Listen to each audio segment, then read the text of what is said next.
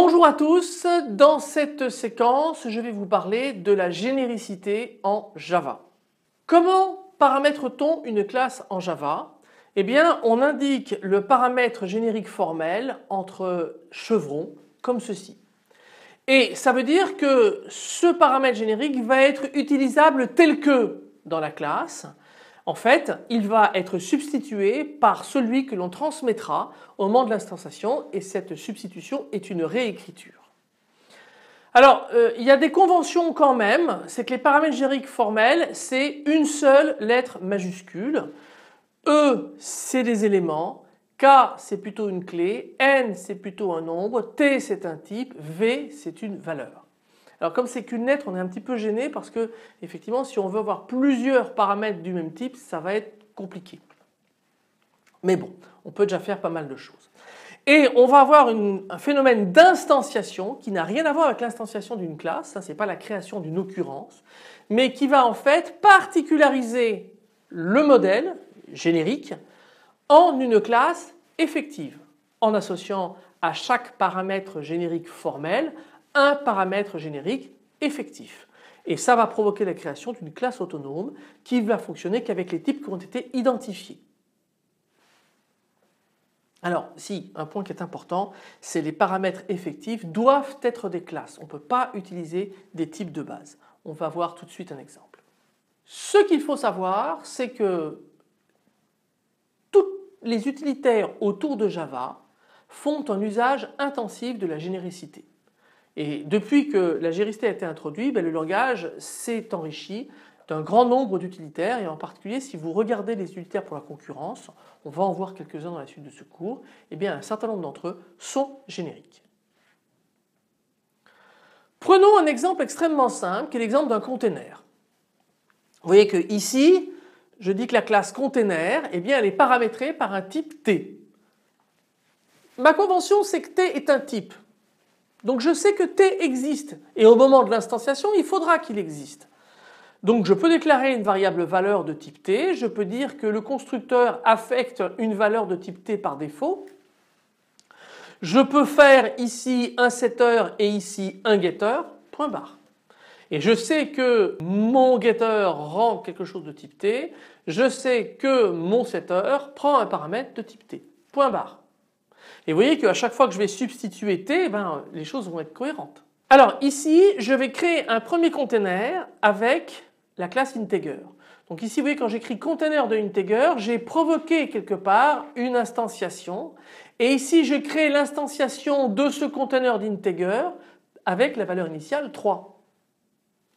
Et ici, j'ai fait la même chose, mais avec une chaîne de caractères. Après, je peux utiliser ces nouvelles variables, ces int et ces strings, exactement comme si elles avaient été définies sans passer par une unité générique. Regardons l'exécution de ce programme. Donc vous voyez ici, pas de surprise, avant j'ai ces valeurs-là et puis après j'ai ces valeurs-là une fois que j'ai fait les modifications, donc il n'y a pas de problème. Par contre, vous voyez, si j'avais utilisé int au lieu de integer, eh bien le compilateur aurait râlé. Alors pourquoi? Parce qu'effectivement, il a besoin de la mécanique objet pour pouvoir mettre en œuvre l'instanciation de générique. Donc, je vous le rappelle, pas d'instanciation avec des types primitifs.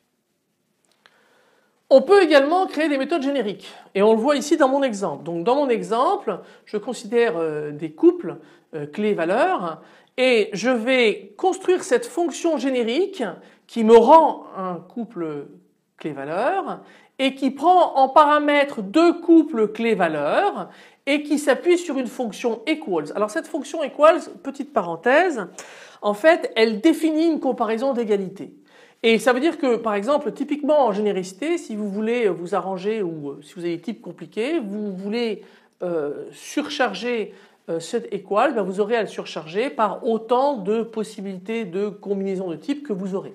Par exemple si je veux faire une égalité entre un entier et un nombre flottant, eh bien je pourrais faire un equal qui prend un entier et un nombre flottant, il n'y a pas de souci. En fait par contre, Object possède une implémentation par défaut de equals qui est la comparaison d'égalité de deux zones mémoire. D'accord ? Donc ici, je vais utiliser cette comparaison et bien évidemment je ne compare pas des références mais je récupère simplement les deux clés et je m'assure que les deux clés soient égales. Muni de ce comparateur, je peux définir une classe générique couple KV et puis ici vous voyez j'ai la fonction couple.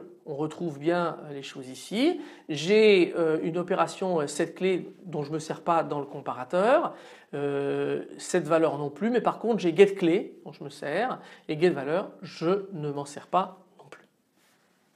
Et muni de cet ensemble générique, eh bien je vais pouvoir construire, vous voyez, un système couple avec des entiers et des strings. Donc là j'en crée 3, ED1, ED2, ED3. Et puis ici j'ai des couples qui sont initialisés de façon différente. J'ai utilisé le constructeur que je vois ici. Et puis là je fais des comparaisons de ED1, ED2 et ED1, ED3. Et après on va voir ce que cela donne. Alors vous voyez que ici si je fais la comparaison sur la clé, eh bien effectivement la première comparaison doit être juste et l'autre doit être fausse. Et au miracle, cela fonctionne. Donc ça veut dire qu'en fait Titi et grand-mère sont compatibles et que Titi et Rominet n'est pas extrêmement compatible. Mais ça, si vous vous souvenez des lectures de votre enfance, vous le saviez déjà. En guise de conclusion, c'est une mécanique extrêmement puissante et le couplage avec le modèle objet a démontré son efficacité. Okay. On peut imbriquer l'ensemble, on peut avoir des génériques qui incluent des génériques, on a vu ça dans un exemple où il y avait une relation entre le comparateur et la notion de couple. Et bien évidemment, on va voir dans des séquences ultérieures qu'on peut construire sur cette base-là ce qu'on appelle des itérateurs dont on va paramétrer le comportement réalisé à chaque itération sur des structures de type par exemple liste ou autre. C'est extrêmement utile pour factoriser du code et en particulier vous ne pouvez pas ignorer cette notion, enfin ce qu'on appelle la programmation, j'appelle ça de haut vol, mais enfin, la programmation normale. En particulier c'est utile pour des mécanismes que vous verrez plus tard qu'on appelle l'introspection. Et la notion importante d'itérateur sera vue un peu plus loin. Tout ce qui est utilitaire en Java, je vous le rappelle, l'utilise abondamment et si on fait la comparaison avec C++, les STL qui est la librairie standard des utilitaires, s'appelle Standard Template Libraries, template c'est les généricités en C++, et bien s'en sert également de manière extrêmement efficace. Voilà, mais on quitte le domaine de la programmation concurrente, donc je vais m'arrêter là sur la notion de généricité. J'ai juste introduit ce dont on avait besoin, on va encore avoir 2-3 séquences à ce propos et on va revenir à l'objet de notre cours. Mais nous quittons là le domaine de la programmation concurrente, donc on va s'arrêter là. J'avais besoin d'introduire cette notion et on va très bientôt revenir à l'objet principal de notre cours. Une dernière considération cependant avant de terminer sur cette séquence. Un certain nombre de gens, j'en fais partie, trouvent que l'implémentation de la généricité en Java est extrêmement élégante. En fait c'est intéressant parce qu'on commence par une réécriture à la macro et ensuite on s'appuie sur toute la mécanique usuelle de typage de Java. Et on aboutit à quelque chose qui est à peu près aussi riche que la généricité dans un langage comme Ada, qui avait mis la barre assez haut parce qu'en Ada vous pouvez avoir des types, des constantes, des fonctions, des procédures et même ce qu'on appelle des packages génériques, donc c'est quand même assez puissant. Moi je trouve, c'est un avis personnel, que l'écriture est moins claire. Les contraintes sur le nommage des templates, alors c'est des contraintes qui vous pouvez les nommer autrement, mais a priori c'est les conventions qui sont respectées dans les utilitaires de Java.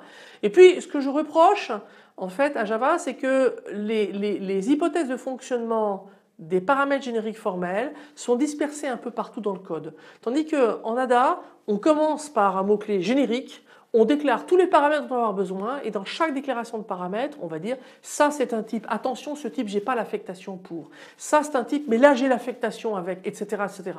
Et donc c'est quelque chose qui est effectivement assez fine et surtout vous le voyez dès le début, donc le code est là dans ce sens extrêmement lisible. Mais par contre, et ça c'est très important, dans les deux cas c'est extrêmement sûr une fois que vous avez compilé le code. Parce qu'on a un langage fortement typé, on a un contrôle de type, donc un contrôle de signature, et tôt ou tard, si vous déconnez sur l'instanciation du générique, eh ben ça va se voir. Et la suggestion pour Java, c'est de lier les classes à des interfaces et la généricité à des interfaces parce que c'est un moyen de mieux respecter les hypothèses qu'on peut attendre dans l'utilisation de l'unité générique. Je vous remercie de votre attention. À bientôt.